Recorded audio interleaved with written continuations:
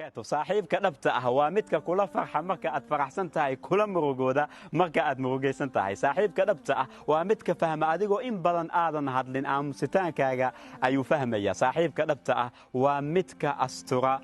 caybahaaga qariya sirtaada wanaagaagana muujiya maalinta qiyaama ahlul janna markay galaan jannada aadunnaarkan ay galaan naarta ayaa mid ka mid ah ahlul janna wuxuu leeyahay aniga saaxiibkayga aaway markaas ayaa waxaa loo sheegayaa waxay tahay saaxiibkiisa inuu naarta uu ku jiro wuxuu leeyahay waxay tahay macaanka jannada ima dhammaystirmayso ilaa saaxiibkayga jannada la keeno markaas ayaa naarta ayaa laga soo bixinayaa jannada ayaa la gelinayaa xitaa meesha ayuu kuugu shafeeca qaadaya saaxiibka dhabta ah waa midka xilliyada adag kula jooga iftiinka xidigaha waxaa la arkaa waxay tahay habeenka mugdiga ayaa la arkaa sidoo kale asxaabta dhabta ahna waxaa la arkaa waxay tahay xilliyada adag la saaxiib wanaagsan si uu mar walba kula joogo adduun iyo aakhirana aad ugu liibaantid